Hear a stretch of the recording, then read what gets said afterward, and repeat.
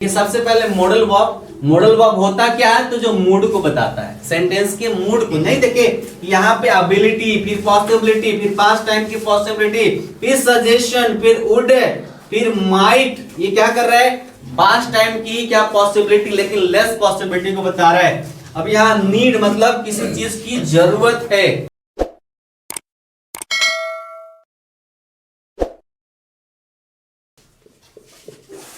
तो यहां पे जो ब्लैंक है, इस ब्लैंक में जितने भी मॉडल वर्ब हैं सबके सब आप रख सकते हैं। इस सेंटेंस में कोई मतलब गलती नहीं होगा, कोई भी सेंटेंस में एरर नहीं आएगा। देखिए लिख के दिखाते हैं। यहां आप I can read this book भी बोल सकते हैं, आई मे रीड दिस बुक भी कह सकते हैं, आई कुड भी कह सकते हैं, I could read this book कह सकते हैं, I should, I would, I might, I need, I shall, I will. ठीक है, कितने हुए ये?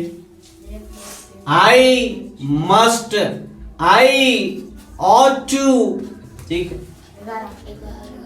आई डेयर, आई डेयर टू, सब के सब इसमें रख सकते हैं। कितने हुए? 12। एक और छूट रहा है, यूज टू। ठीक है, अब कितने हो गए? 13। तो जितने भी मॉडल वर्ब यहां दिख रहे हैं सब के सब यहां रख सकते हैं, सेंटेंस में कोई एरर नहीं। पॉसिबिलिटी, पास्ट टाइम की पॉसिबिलिटी। अब यहाँ शुड, सजेशन, शुड क्या है? Suggestion, I should read this book, मुझे इस किताब को पढ़ना चाहिए। हो सकता है उसको एग्जाम होगा, तब कह रहा है कि मुझे इस किताब को पढ़ना चाहिए ताकि एग्जाम में हेल्प हो। अब देखिए ये सारे के सारे चीजें फिक्स हो जा रही हैं, कहीं कोई गलती नहीं। मॉडल वर्ब की ये खासियत है कि ये अपने बाद, देखिए अपने से पहले भी अगर कोई है ना तो भी कोई फर्क नहीं पड़ता इनके ऊपर, और अपने से इधर हमेशा लेंगे तो वर्ब की पहली फॉर्म लेंगे। ध्यान दीजिएगा, मॉडल वर्ब है, इधर अगर कोई सब्जेक्ट है तो कोई भी सब्जेक्ट है इनमें कोई चेंज नहीं होगा। जैसे देखिए अगर यहां आप आई रखे हैं ना, आप यहां ही भी रख सकते हैं, ही भी रख सकते हैं, यू भी रख सकते हैं, सेम चीज होगा। You can read this book. कभी इसमें ऐसा नहीं होगा कि यहां पे एस लगा दिए, ऐसा नहीं होगा। जो मॉडल वर्ब है, जो उसका बेस है वही चीज रहेगा, कोई अंतर नहीं रहेगा।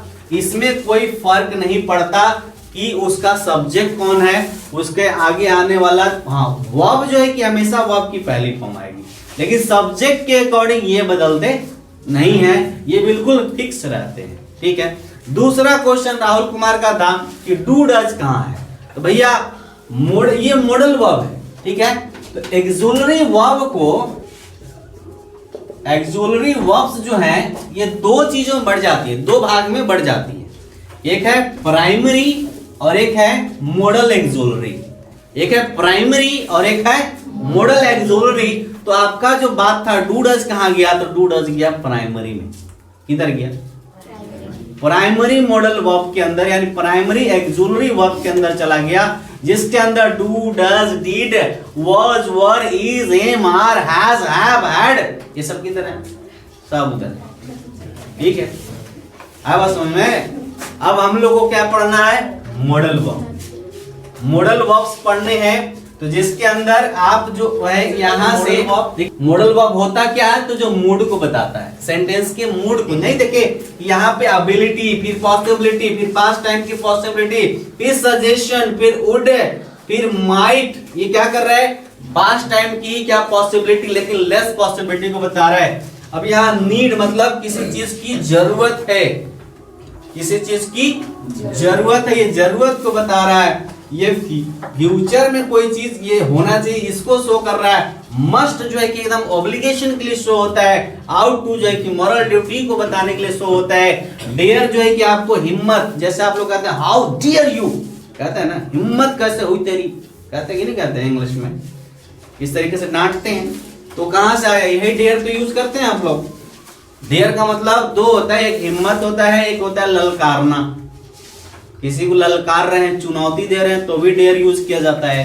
अब यूज टू यूज किया जाता है पास्ट टाइम की हैबिट के लिए। पास्ट टाइम की हैबिट को बताने के लिए यूज टू का यूज किया जाता है। ठीक है, अभी आप लोग ये पूरा नोट करेंगे। अब यहाँ इसमें एटीट्यूड भी था। एटीट्यूड कैसे था, यहाँ जो है कि एबिलिटी, अब यहाँ देखिए सजेशन, यानी सेम चीज है, ये सेम चीज है, लेकिन इनके आने से तरह तरह से इनके मीनिंग, यानी कि इनके सेंटेंस का नजरिया बदल जा रहा है। यहाँ पे कैन यूज कर रहे हैं, एबिलिटी हो जा रहा है। मे यूज कर रहे हैं, पॉसिबिलिटी हो जा रहा है। तो इसका नजरिया चेंज नहीं हो रहा है, तो चेंज हो रहा है। इसीलिए देखिए मॉडल वर्ब को आप ऐसे याद रखेंगे कि जो मूड को बताता है, जिससे एटीट्यूड का पता चलता है। सेंटेंस को बोलने से देखिए अगर इतना कहेंगे तो भी सेंटेंस मेरा सही है। आई रीड दिस बुक, मैं इस किताब को पढ़ता हूं, सेंटेंस सही है कि नहीं। लेकिन इसको रखे तो ये नजरिया बदल दिया कि भैया एबिलिटी है मेरे पास। जैसे देखिए कल शादी थी, उधर शादी था ना, तो मान लीजिए जिसके पास कार्ड नहीं है उसको डाउट होगा, जाएंगे भगा न दें, खाने नहीं दें। लेकिन जिसके पास कार्ड है वो I can attend this marriage because I have a card या इनविटेशन कार्ड। कहेगा कि नहीं कहेगा कि भैया मेरे पास है, मैं जा सकता हूं, अटेंड कर सकता हूं। एबिलिटी है क्योंकि उसके पास कार्ड है। लेकिन जिसके पास कार्ड नहीं है डरित रहेगा कि हो सकता है डांट के भगा मत दे।